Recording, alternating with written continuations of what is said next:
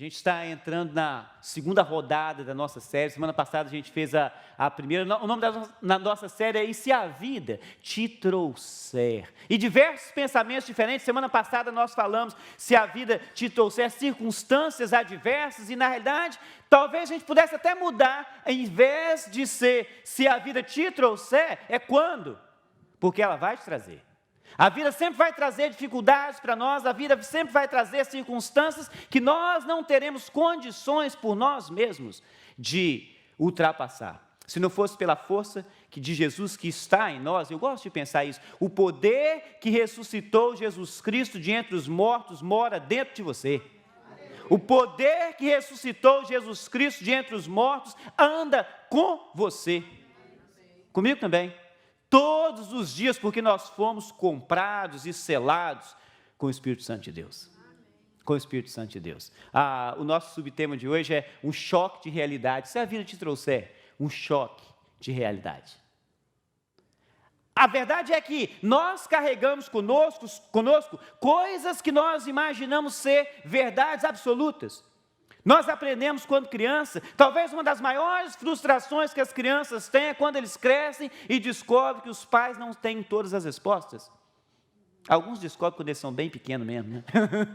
Os pais não têm todas as respostas, os pais não são super poderosos. Eles não têm todo o dinheiro do mundo que vai nas lojas e compra todas as coisas. Eles descobrem isso cedo também.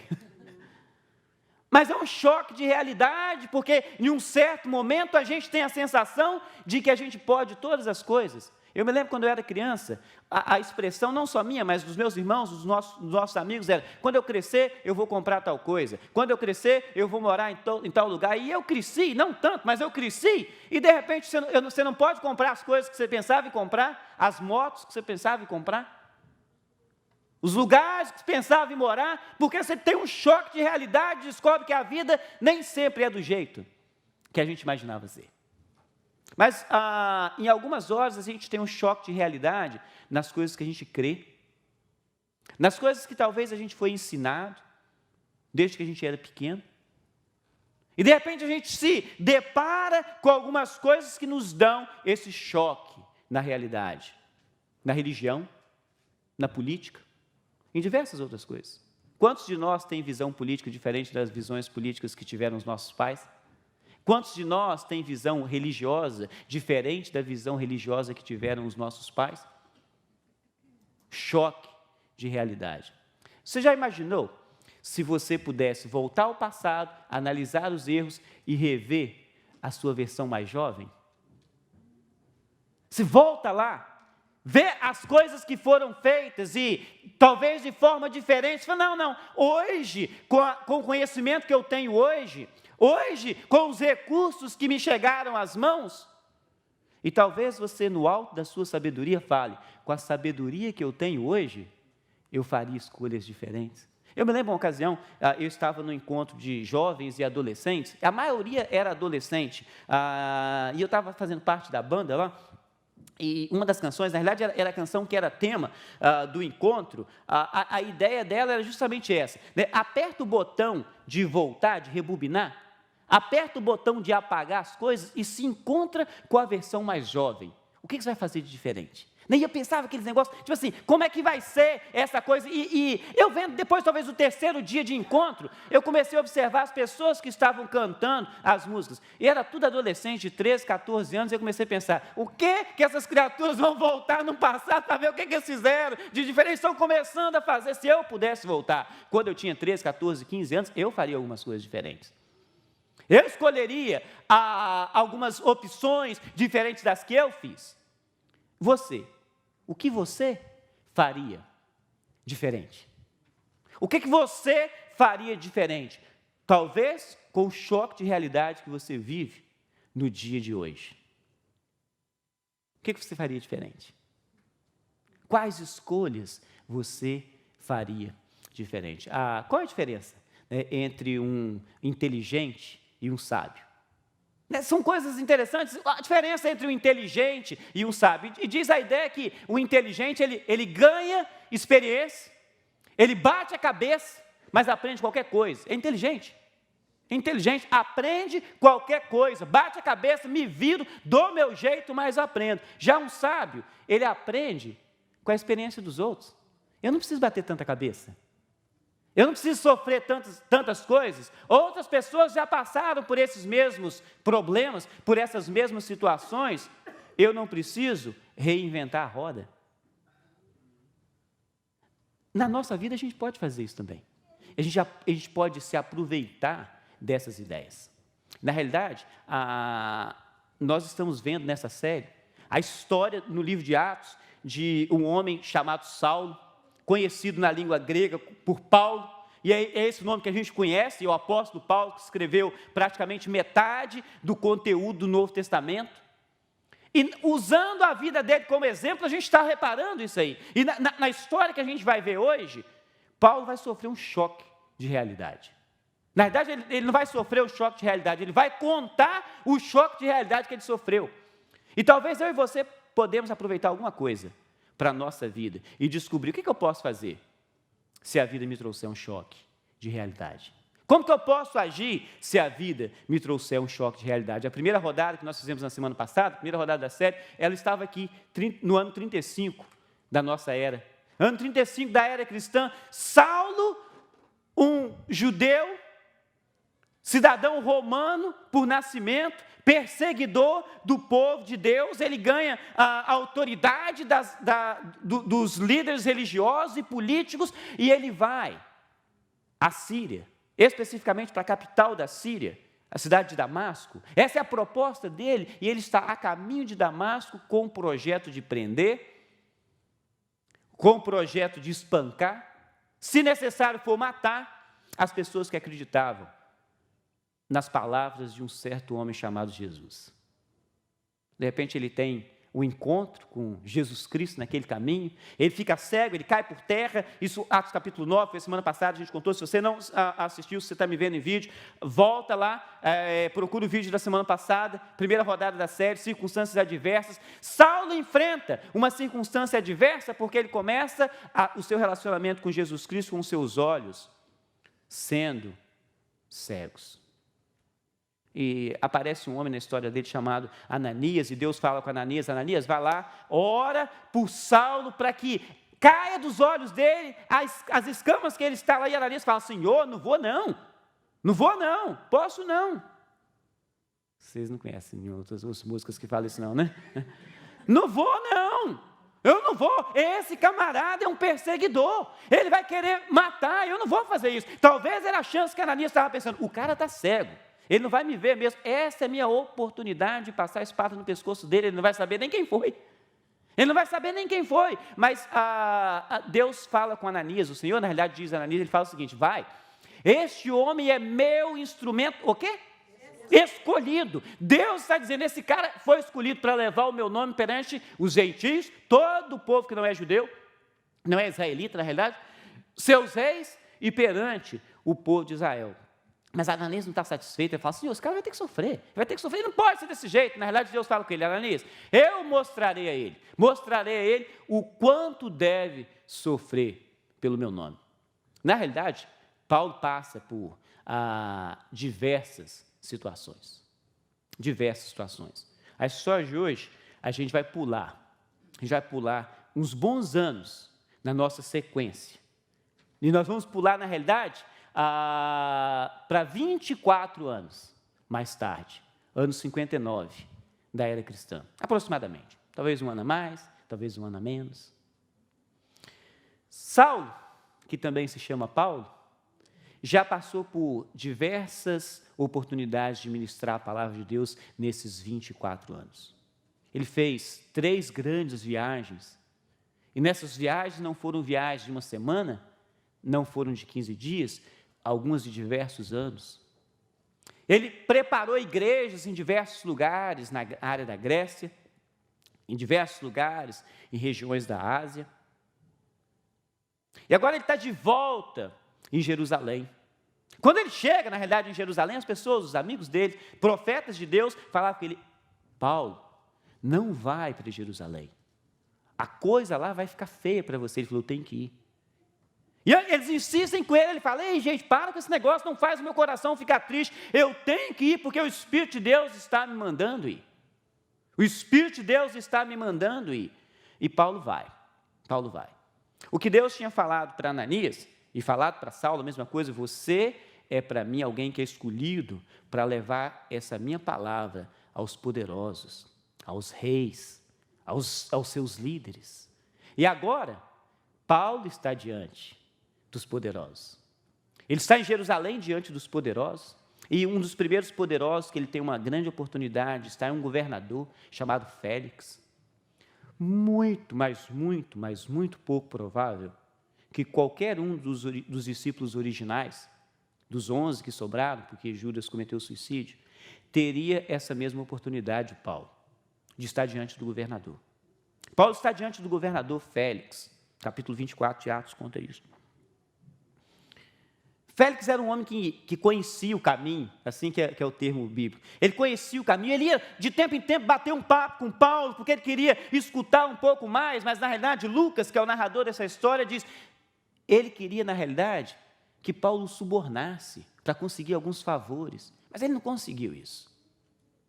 Sai Félix, entra um outro governador chamado Festo, e Paulo tem outras oportunidades com Festo. Festo era um homem diferente, ele não conhecia a palavra de Jesus. Na realidade, ele usa uma expressão tão interessante para poder falar a respeito de Paulo, que Paulo prega que um defunto chamado Jesus, diz que ele está vivo. E essa é toda a controvérsia que acontece no povo. Paulo está diante dos poderosos, só que com um detalhe. O detalhe é que ele está como prisioneiro. Ele não está livre diante dos poderosos. Se ele pudesse, talvez não voltar na história, rever o passado e encontrar com a sua versão mais jovem, mas se ele pudesse ir no futuro, ver o que aconteceria e se encontrar com o seu personagem mais velho, talvez ele teria algumas lições diferentes na vida. Se ele soubesse que ele estaria de frente dos poderosos como prisioneiro, eu não sei quais as decisões que Paulo tomaria. Talvez seja exatamente por causa de situações como essa que Deus preserva o futuro da gente. Você só está aqui onde você está, nessa sala, assistindo esse vídeo, porque você tomou as decisões que você tomou na vida. Você tomou as decisões de vir aqui, você tomou a decisão de ligar seu computador, sua televisão, seu celular. Você tomou a decisão de fazer, seja lá o que for que você fez. E você está aqui nesse país, você está aqui nessa cidade, você está aqui, fazendo o que você está fazendo. E não necessariamente, nem sempre, a gente sabe exatamente o que Deus tinha reservado para a gente no futuro. Se eu soubesse, 20 anos atrás, que eu estaria aqui, fazendo o que eu estou fazendo aqui, eu teria opções diferentes. Eu teria feito opções diferentes.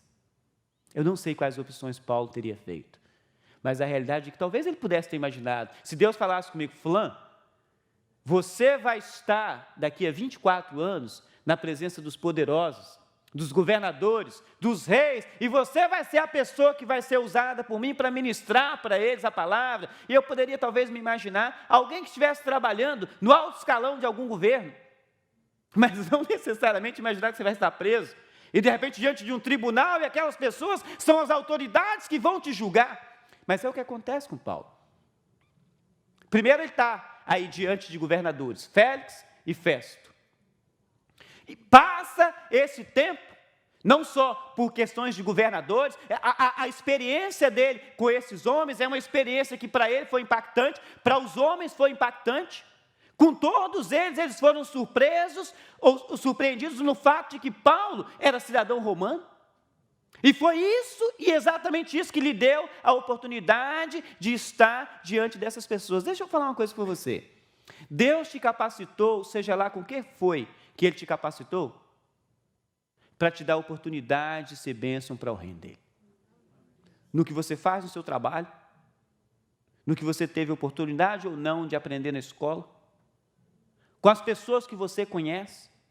Um choque de realidade para mim era imaginar quando eu era pequeno, quando eu era criança, de que todas as pessoas, para poder fazer algo em especial para o reino de Deus, tinham que ser ministros de tempo integral. Tinham que ser pastores, tinham que ser missionários. maior engano que alguém pode cometer.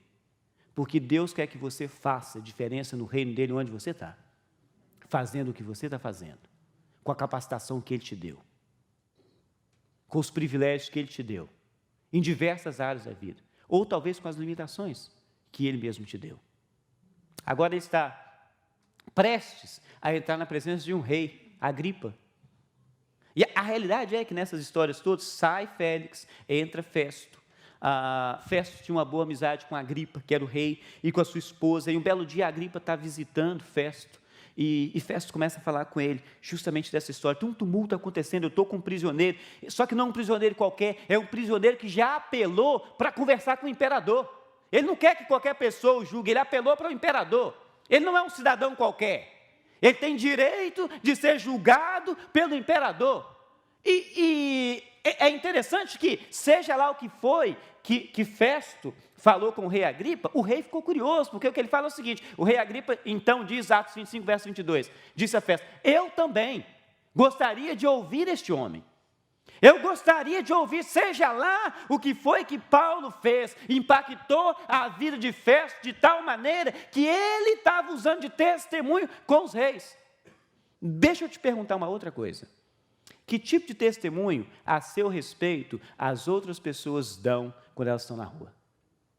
Que tipo de testemunho as pessoas dão, talvez com pessoas que são seus chefes no seu trabalho, que são seus diretores na sua escola? Talvez se você tiver por alguma razão que entrar na presença de qualquer juiz, que tipo de testemunho dá a seu respeito? Não, eu quero ouvir a história desse cara. Eu quero ouvir a história desse cara. Me parece, no mínimo, curiosa a história desse rapaz. Todo esse rapaz. Paulo entra, então, na presença do rei Agripa, e é onde começa o capítulo 26, que a gente vai passar os outros minutos aqui do nosso tempo no capítulo 26 de Atos. E Paulo tem uma experiência interessante com o rei Agripa. Na realidade, o que ele diz para o rei Agripa é o seguinte, todos os judeus sabem como eu tenho vivido desde pequeno. Desde pequeno. Não comecei agora, não. Desde pequeno. Tanto na minha terra natal, em Tarso, como em Jerusalém. A gente, não necessariamente todos nós conhecemos a história de Paulo, mas Paulo foi educado em Jerusalém, na escola privada melhor de Jerusalém, de um professor chamado Gamaliel. Um homem sábio, a palavra de Deus conta outras histórias a respeito de Gamaliel. Um homem sábio, de uma sabedoria que transformou a vida dos discípulos também. Alguns até imaginam que em alguma época na sua vida Gamaliel chegou à fé em Jesus Cristo. Mas ele não era cristão. Ele era judeu, um dos líderes do tribunal que julgava as coisas entre o povo judeu. E o que Paulo continua dizendo para eles é o seguinte, eles me conhecem há muito tempo e podem testemunhar, se quiserem, que como fariseu eu vivi de acordo com a seita mais severa da nossa religião. Eles podem testemunhar a meu respeito. E existe uma realidade na vida de Paulo. Paulo era um homem religioso. Um religioso.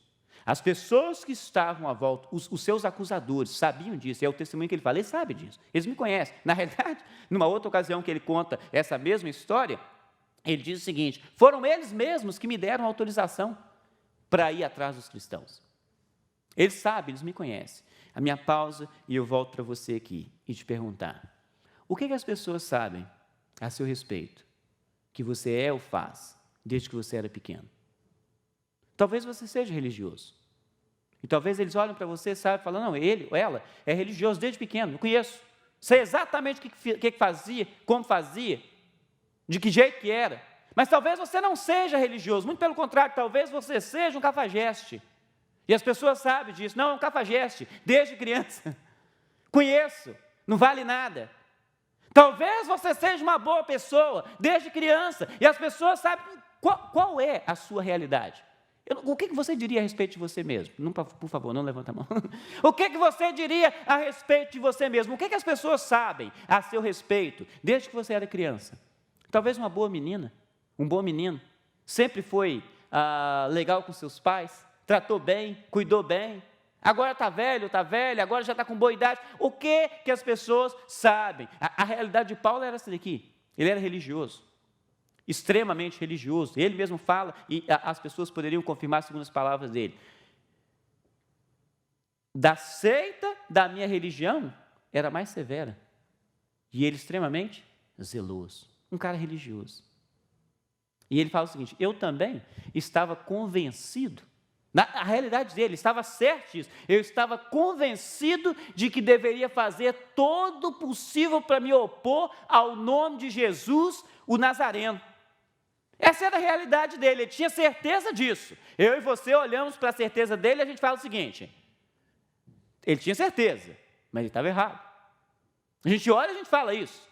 Não é o que aquelas pessoas pensavam lá. Talvez não é a mesma coisa que as pessoas pensam a seu respeito. Eu não estou dizendo que as suas realidades estão certas ou estão erradas.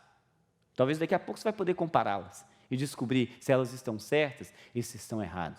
E o que ele diz é o seguinte, foi exatamente isso que fiz em Jerusalém.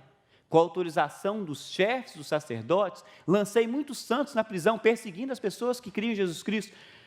E quando eles eram condenados à morte, eu dava meu voto contra eles. Ele estava numa certeza e vivendo aquela certeza, e eu e você olhamos e dizendo o seguinte, completamente enganado. Ele estava certo e completamente enganado. Nas suas próprias palavras, ele está convencido de uma realidade. Ele vive aquela realidade. A realidade que ele vivia é o seguinte, eu sou extremamente religioso e eu tenho por obrigação combater todas as pessoas que creem nesse sujeito chamado Jesus. E ele estava convencido disso, ele mesmo fala, eu estava convencido disso. Ele diz o seguinte, muitas vezes eu ia de uma sinagoga para outra a fim de castigá-los e tentava forçá-los a blasfemar, em minha fúria contra eles. Cheguei aí a cidades estrangeiras para persegui-los. E ele diz o seguinte, que foi numa dessas viagens que ele viu a luz do céu, mais resplandecente que o sol, brilhando ao meu redor. Numa dessas viagens eu vi isso aí. A experiência que a gente viu na vida de Paulo na semana passada. Foi o tempo, o encontro que ele teve com Jesus Cristo. Eu tenho verdades, eu tenho realidades. Você tem verdades, você tem realidades na sua vida. Sim ou não? Sim. Eu tenho coisas que eu carrego. Tem coisas que eu carrego comigo desde que eu era pequeno, que eu cresci assim, eu aprendi assim. Tem coisas que você carrega desde que você era pequeno, você cresceu assim, você aprendeu assim, você foi desenhado assim, você foi moldado assim, para que a sua vida fosse do jeito que alguém um dia planejou para você. Talvez não você mesmo. Mas o que acontece quando as suas verdades são colocadas na luz de Jesus Cristo? Ele estava convencido de uma verdade, talvez você esteja convencido de uma verdade em relação a diversas coisas, incluindo em relação a coisas que têm valores eternos e que podem e vão causar toda a diferença quando você passar dessa vida para a próxima. Mas o que acontece quando você coloca essas verdades comparadas na luz de Jesus Cristo? Eu já usei, e muitas vezes, a expressão, eu sou desse jeito. A gente fala, é o tipo de crente parecendo de música popular. Eu nasci assim, sou assim, você sempre assim. Não vou mudar, eu sou desse jeito. Você quer conviver comigo? Eu sou assim, eu sou desse jeito. Pior pessoa que você pode ter para conviver. Eu sou desse jeito, E dizia no alto da minha ignorância, e não estou pensando em mudar. Verdades, realidades. Mas o que acontece quando as suas verdades são colocadas na luz de Jesus Cristo? Paulo foi exposto a uma luz que era mais forte do que o sol, ele diz, ela me cegou. Mais forte do que o sol, ela me cegou. Repare o que acontece, né? Com Paulo, ele diz o seguinte, eu perguntei, quando ele vê aquela luz, quem és tu, Senhor? Quem és tu, Senhor? Ele já tinha entendido que tinha alguém ou alguma coisa, pelo menos, que era muito mais poderosa do que ele, ou do que tudo aquilo que ele já tinha experimentado. Ele descobre que é alguém que ele vai ter que chamar de Senhor. Alguém que está acima da minha capacitação, alguém que está acima da minha compreensão, e a fé, na realidade, ela é justamente isso, ela é acima da nossa compreensão, a fé não é racional, e alguém pode pensar, não, ela é irracional, então eu falo, não, ela é supra-racional, ela vai além daquilo que você consegue pensar, do que aquilo que você consegue moldar, e Paulo descobre o seguinte, não dá para eu me comparar com essa coisa que eu estou vendo, com essa experiência que eu estou tendo, e ele descobre que ele vai ter que chamar aquilo ou aquela pessoa de Senhor. Ele fala, quem és tu, Senhor? E a resposta do Senhor foi o seguinte, tem até música especial, viu? Respondeu o Senhor, sou Jesus, a quem você está perseguindo. Sou Jesus, a quem você está perseguindo. Perseguindo. Paulo experimenta um choque de realidade. Ele estava tendo até nesse momento a impressão de que ele tinha que combater. Ele estava tendo até esse momento que ele conta nessa história, a impressão de que ele tinha que prender, de que ele tinha que matar, de que ele tinha que se levantar contra. Mas ele tem um choque de realidade. O que você faz nos seus choques de realidade? Se a vida te trouxer um choque de realidades, em todo o seu sistema que você crê, em todo o seu sistema, o seu modo de ser, as coisas que você pensa, não, eu tenho que ser desse jeito. O que acontece quando você compara essas coisas? Você coloca essas coisas debaixo da luz de Jesus Cristo. O melhor jeito de ser de igreja é esse jeito que eu cresci. Coloca debaixo da luz de Jesus Cristo. O que vai acontecer? O melhor jeito de ser como marido é esse jeito que eu aprendi e que eu estou sendo. Coloque debaixo da luz de Jesus Cristo. Como é que vai ser? O melhor jeito de ser esposa, o melhor jeito de ser mãe, o melhor jeito de ser pai, o melhor jeito de ser filho, é esse jeito. Coloca debaixo da luz de Jesus Cristo.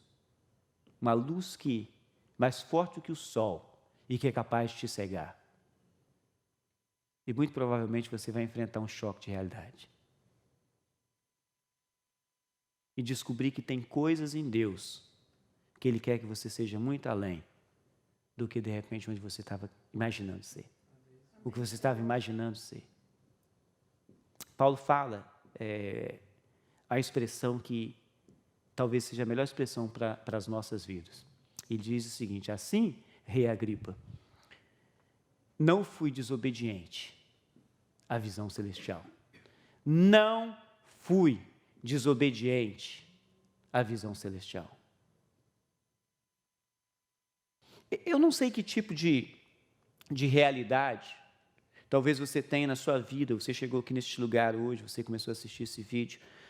Eu não sei que tipo de realidade você tem ou vive, mas eu tenho uma pergunta para você. Se você colocar a sua realidade debaixo da luz de Jesus Cristo, o que vai acontecer? O que vai acontecer?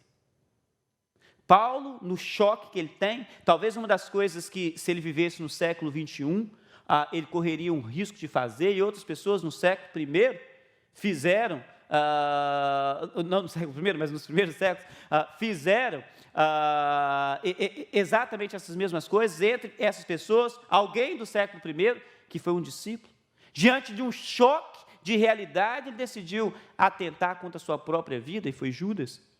Um choque de realidade, ele descobriu que as coisas não deveriam ser do jeito que ele estava imaginando, ele se mata. Talvez agora, nesse momento, e Paulo estando neste momento de descobrir, eu matei um monte de gente, eu prendi um monte de gente, eu consenti na morte de outras pessoas, e pelo menos alguém em especial, o primeiro mártir da fé cristã, Saulo, um jovem, estava de pé, o vendo sendo apedrejado, e foi Estevão. E de repente o remorso poderia bater na vida dele, e ele descobrir, eu não sou digno de viver desse jeito, e se matar, mas não, ele não fez isso. Ele não fez isso. Ele diz, Rei Agripa, eu não fui desobediente à visão celestial. 24 anos depois e muito sofrimento depois, porque Deus foi o Deus que disse, eu vou mostrar para ele o quanto ele tem que sofrer para o meu nome, e nesse exato momento da história, ele está aprisionado, com algemas. Ele fala, eu não pude ser desobediente à visão celestial. Você não pode ser desobediente à visão celestial. Paulo, com toda a capacitação que Deus deu para ele, o sujeito era poliglota, com múltiplas cidadanias, com toda a capacitação que Deus deu para ele foi alguém usado rico e poderosamente na mão de Jesus Cristo. Deus te capacitou com algumas coisas. E talvez você seja uma pessoa como eu. Um dia eu cheguei num choque de realidade e eu dizia para Deus, Senhor, a minha proposta de vida é ser engenheiro. Ele falou, mas não é isso que eu tenho para você. Não é isso que eu tenho para você. E no choque da minha realidade, eu vou ter que usar as coisas que Ele me capacitou para eu poder ser bênção no reino de Deus, e eu espero que eu esteja sendo. Mas eu não sei que tipo de choque de realidade você enfrenta. Talvez você se imaginava sendo uma outra coisa diferente da coisa que você é no dia de hoje. E a melhor expressão que você pode usar é a expressão que Paulo usa para o rei Agripa. Eu não fui desobediente à visão celestial. Deus me trouxe aqui, onde eu estou aqui, para que eu seja bênção para o reino dele. Paulo talvez poderia se lamentar. Falou, por que eu não criei desde o início? Por que eu não entendi desde o início? Por que eu não estava fazendo isso desde o início? Não, mas ele é levado a sofrer um choque de realidade para que ele entenda que ele tem condições de ser muito mais útil daquele jeito, mesmo com as dificuldades e problemas e situações que ele enfrentou no passado. E você e eu, mesmo com as dificuldades, problemas e situações que você enfrentou no passado, Deus usa todas essas coisas que Ele te deu, é a sua bagagem, e é essa bagagem que você tem que vai transformar o mundo que está à sua volta. Amém. Seja lá o que foi que aconteceu com você, talvez você foi abusada, talvez você foi abusado. Tem alguém que eu sigo nas redes sociais, e eu sigo tão de perto, eu quase digo que ele é meu amigo, embora ele nem saiba quem sou eu. Mas ele fala um negócio tão interessante, no mundo que a gente vive hoje, é um mundo que funciona mais ou menos o seguinte, você fala para os seus filhos o seguinte, guarde a sua vida sexual, isso é o que o mundo diz, não é o que a Bíblia diz, o mundo diz, guarde a sua vida sexual para alguém que você goste, de fato, que você ame de fato, e diz para as meninas, espera você estar pronto para você poder ter relacionamento sexual, e esse camarada que eu sigo, ele fala o seguinte, não é sendo machista, ele diz, e eu falo a mesma coisa que ele, não é sendo machista, mas se você falar isso para uma menina, dá certo, dá direitinho. Se você falar isso para um menino, fala, guarda a sua vida sexual para quando você estiver pronto, ele fala assim, boy, nasci pronto, já nasci pronto, o mundo está um mundo de cabeça para baixo, que funciona de forma diferente, e talvez você sofreu, eu digo isso porque é difícil, o menino sofreu abuso, talvez ele sofreu de outras maneiras, mas quando a gente é criança, e menino, que talvez foi menino como eu, era doido por deixar a menina que ia abusar dele, né? Os meninos estão ali, não, mas talvez isso é abuso, talvez você sofreu essas coisas, a sua vida hoje te faz um deturpado, que vive andando atrás de pornografia, e de diversas outras coisas, porque te abusaram quando você era criança. E talvez você não imagine que essas coisas possam ser usadas por Deus para transformar a vida, mas pode, porque tem diversas pessoas aprisionadas, destruindo seus casamentos, destruindo as suas vidas, porque eles são aprisionados em pornografia, porque eles são escravos de coisas que fez mal para a vida deles, mas talvez nesse minuto você fale, eu vou me matar, porque a minha vida não dá para ser, não, você não pode ser desobediente à visão celestial, você passou pelas coisas que você passou, sabe lá Deus quais foram as coisas que você passou, que você e eles sabem, bem de perto, porque Deus quer que você seja bênção no reino dele, porque Deus quer que você não seja desobediente à visão dele, ele deixou você passar por essas coisas, fala, mas Deus é ruim? Não, Ele te preparou, você está vivo aqui, você está vivo aqui, talvez com trauma sim, mas você pode ser útil para transformar outras vidas que talvez estão se matando, porque eles estão cheios de traumas, porque eles estão cheios de problemas, porque estão cheios de dificuldades. E talvez você enfrente um choque de realidade. Não era isso que eu queria. Não era isso que eu queria, não era isso que eu imaginava. Não era assim que eu pensava para mim. Não era assim que eu pensava para os meus filhos. Não é assim que eu pensava para a minha família. Não é assim que eu pensava que a minha vida terminaria. Não é assim que eu pensava que eu estaria tantos anos depois de decisões que eu tomei assim, assado. Que tipo de realidade você vive? Que tipo de realidade você vive? Paulo, ele opta por fazer do limão a limonada. Semana passada eu falei, esse negócio de fazer limão a limonada só dá para você poder falar com crente. Se você falar com cachaceiro, se dizer o limão, o que ele vai fazer? Joga gelo e cachaça e faz uma caipirinha, né? O que te faz se te der um limão? Faz limonada. Não sei se você vai fazer caipirinha.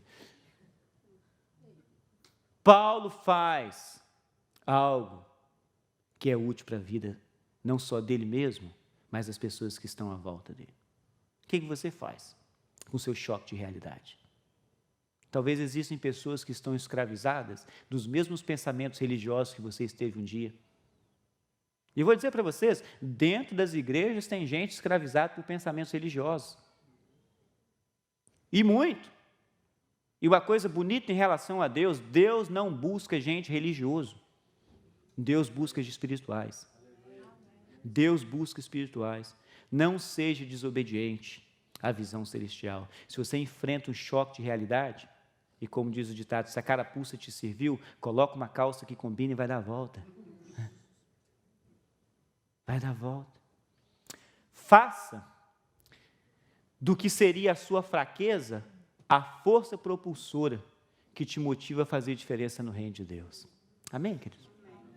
Faz isso. Talvez isso seria minha fraqueza, é o meu problema, é minha dificuldade. Algumas pessoas aqui, e usam disso de forma muito bela, um dia foram usuários de droga, e usa isso para poder bem dizer o nome de Deus, e dizer o seguinte, eu posso ser muito melhor do que aquele momento. É uma fraqueza, mas faça dessa fraqueza uma força propulsora, que te empurra para frente. Existem pessoas aqui nessa sala, um dia foram escravizados por sistemas religiosos, mas eu encontrei Jesus Cristo traz liberdade. Usa disso como força propulsora. E sabe lá Deus o que você poderia colocar na lacuna da sua vida de dizer das suas realidades. Mas seja lá o que for, faça daquilo que seria a sua fraqueza, a força propulsora que te motiva a fazer diferença no reino de Deus. Amém? Amém?